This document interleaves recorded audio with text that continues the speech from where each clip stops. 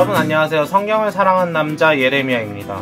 많은 분들이 저에게 전도사님, 고난이 대체 뭘까요? 이게 주님이 주신 고난인가요?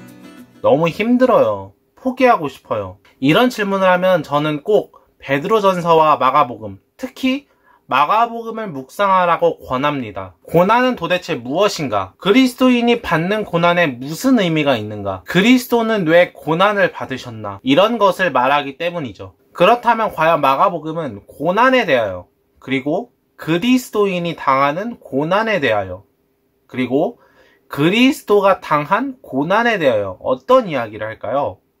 지금부터 한번 파헤쳐 보도록 하겠습니다. 구독과 좋아요, 알림 설정 부탁드릴게요. 마가복음은 본래 제목이 아닙니다. 초기에 성경의 제목은 1장 1절을 제목으로 사용을 해왔는데요. 후대에 마가가 기록한 복음서다 라는 이름에서 카타마르콘, 마가복음이라 불리우게 됩니다. 독특한 점이 있다면 이 마가가 베드로의 통역사였는데, 이 통역사 마가가 베드로에게 듣는 예수님 이야기를 복음서에 기록했다고 하죠.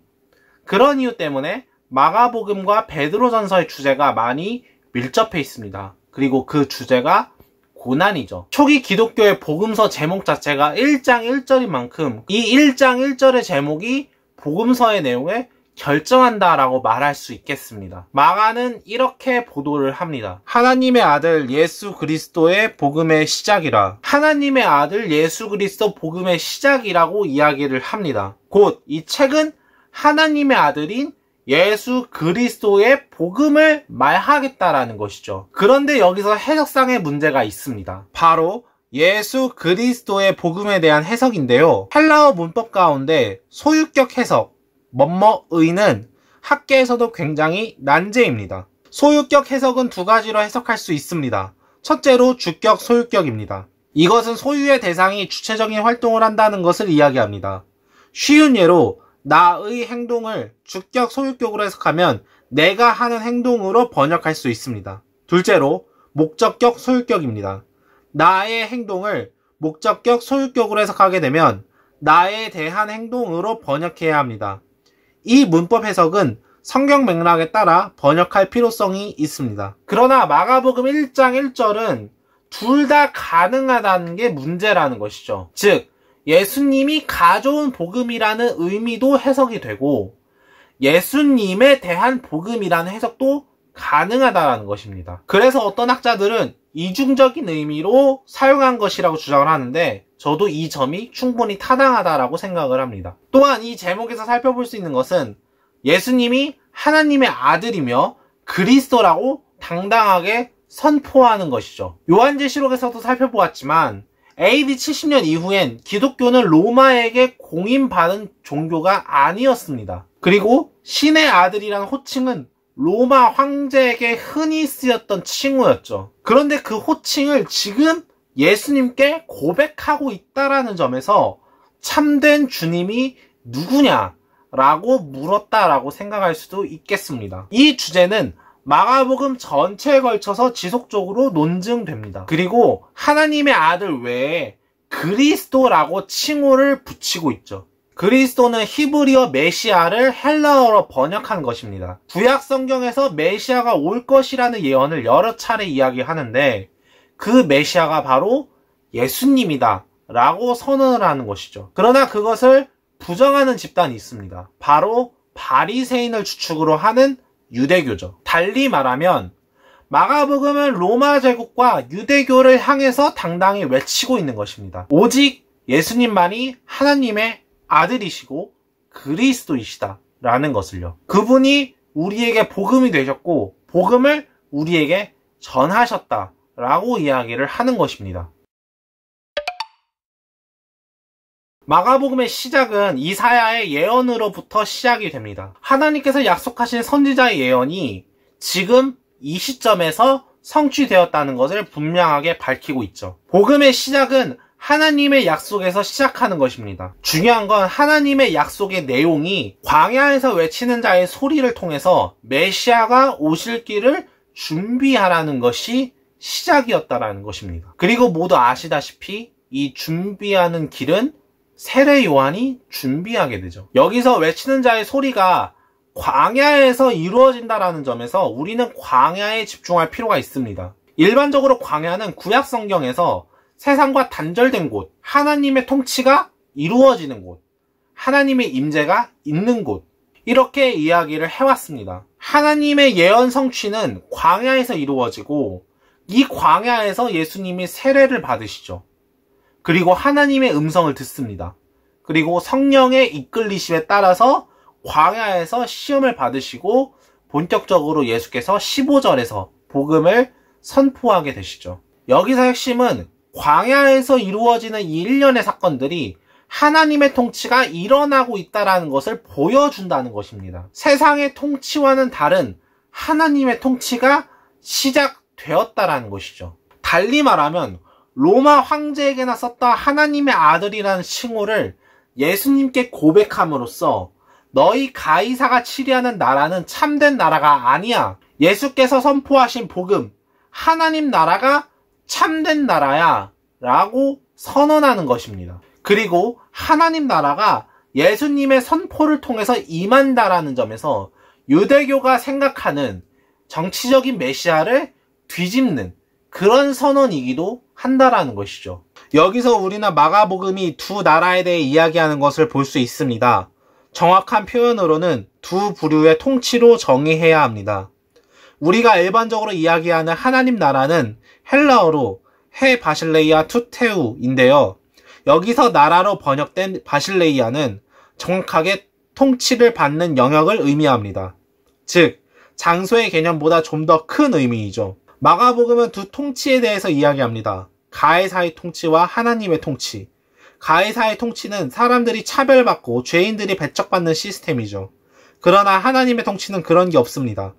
모든 사람들이 회개하고 하나님께로 나아올 수 있습니다. 죄인들은 용서받고 함께 어울리며 함께 식사하고 부대낄 수 있죠.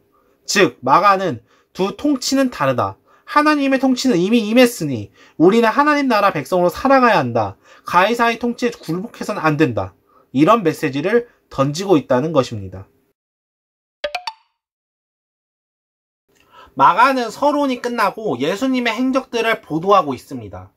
독특한 점이 있다면 다른 복음서에 비해 마가복음은 예수님의 이적들이 많이 등장한다라는 점입니다. 이것은 당시 사람들이 하나님의 아들에 대한 생각이 어떠했는지를 살펴볼 수 있습니다. 신의 아들이라면 당연히 능력이 있는 분이라고 생각할 수 있겠죠. 로마 황제는 거대한 로마 제국을 치리하면서 권력을 행사하는 것을 능력으로 보여주는데 예수님은 이적들을 행하면서 그 능력을 보여준다라고 말할 수 있겠습니다. 이 이적들은 크게 4가지가 있습니다. 첫째로 사람들을 고치시는 이적, 두 번째로는 귀신을 축출하는, 쫓아내는 그런 이적, 세 번째로는 자연현상을 제어하시는 이적, 그리고 마지막으로는 죽은 사람을 살리는 이적입니다. 예수님의 이적들 가운데 가장 먼저 처음에 행하신 이적은 주목할 필요성이 있습니다.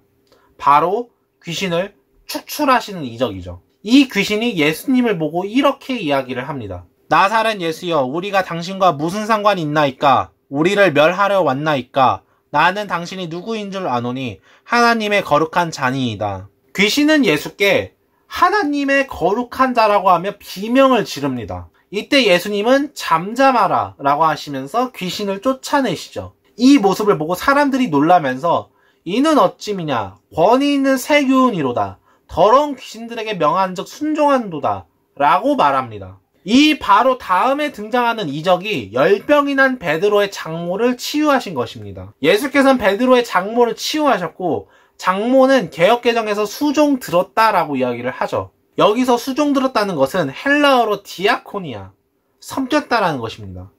바꿔 말하면 예수님의 제자가 되었다라는 것이죠. 여기서 예수님의 이적에 대한 반응으로 새 교훈이다라고 말한 부분과 연결되는 지점이 있습니다. 예수님의 이적 속에는 예수님의 가르침이 있고 예수님의 선포가 있고 그것을 듣는 자들에게는 예수님을 따르게 된다라는 것이죠. 그렇다면 예수님의 선포, 예수님의 가르침이 뭐였겠느냐라는 것입니다. 마가복음 1장 단락에서 등장했던 예수님의 선포, 가르침은 서론에서 등장했던 하나님 나라가 임했다라는 것입니다. 달리 말하면 예수님이 보여주시는 이적들이 하나님 나라에 대한 가르침이다 라고 말할 수 있겠죠. 하나님이 통치하시는 나라에는 귀신 들린 자도 없고 병자들도 없고 다 깨끗하게 치유받고 살아갈 수 있다라는 것입니다. 그런데 우린 여기서 한 가지 기억해야 될 점이 있습니다. 마가는 32절 이하에서 이렇게 이야기를 하죠. 저물어 해 질 때 모든 병자와 귀신 들린 자를 예수께 데려오니 온 동네가 그 문 앞에 모였더라. 예수께서 각종 병이 든 많은 사람들을 고치시며 많은 귀신을 내쫓으시되 귀신이 자기를 알므로 그 말하는 것을 허락하지 아니하시더라. 예수님의 소문을 듣고 많은 사람들이 몰려오는데 두 부류의 사람들이 찾아오죠. 첫 번째는 병자들. 이 사람들은 유대교 법에 따라 불결한 자, 하나님의 저주를 받은 자라고 낙인 찍히면서 배제당하던 사람들이었습니다. 두 번째로는 귀신 들린 자들이죠. 이 자들도 병자들과 다를 바 없었습니다. 그런데 유독 마가는 귀신에 초점을 두고 있다는 것을 확인하게 되죠. 귀신들이 예수님의 정체를 알았다고 하는데 예수님은 계속 귀신들에게 잠잠하라, 조용해라, 말하지 말라 라고 이야기를 하죠. 이 이적들을 일으키시는 데 있어서 마가가 지속적으로 조명하는 지점들이 있습니다. 바로 유대 종교 지도자들과의 갈등이죠. 예수님과 처음 갈등하는 장면이 2장에서 등장을 하는데 여기서 예수님은 중풍병자를 고치십니다. 이때 서기관들은 이렇게 이야기를 하죠. 예수께서 그들의 믿음을 보시고 중풍병자에게 이르시되 작은 자야 내 죄 사함을 받았느니라 하시니 어떤 서기관들이 거기 앉아서 마음에 생각하기를 이 사람이 어찌 이렇게 말하는가 신성모독이로다. 오직 하나님 한 분 외에는 누가 능히 죄를 사하겠느냐. 예수님의 죄사함 선언으로 신성모독이다 라고 생각을 하죠.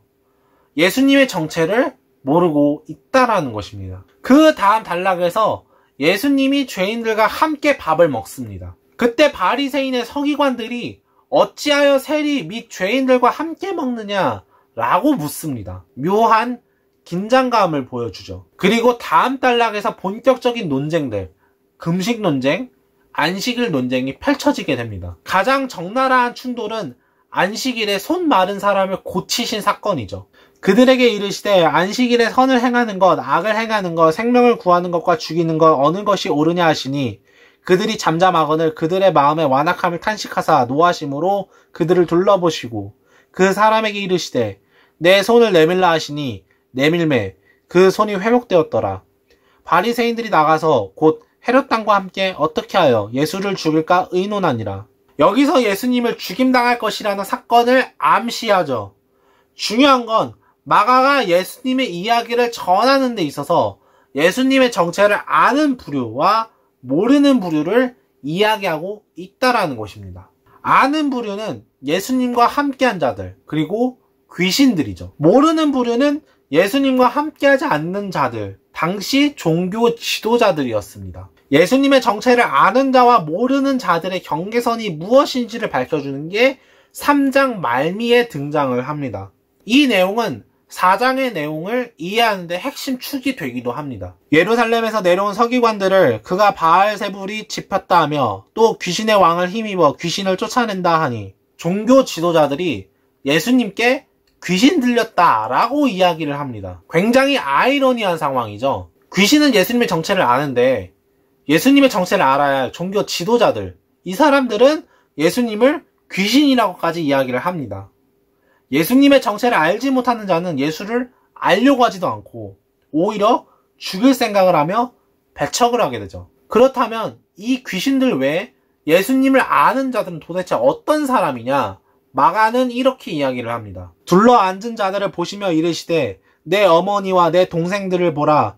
누구든지 하나님 뜻대로 행하는 자가 내 형제요, 자매요, 어머니이니라. 예수님을 아는 자들, 예수님과 함께하는 자들은 모두 예수님의 가족입니다. 하나님 안에서 예수님과 형제가 되고 자매가 되고 어머니가 되는 것이죠. 이를 묶을 수 있는 것이 하나님의 뜻을 행하는 것입니다. 아니 그렇다면 도대체 하나님의 뜻이 도대체 무엇인가 생각할 수 있겠죠. 바로 마가복음 서론의 핵심 구절이었던 1장 15절이죠.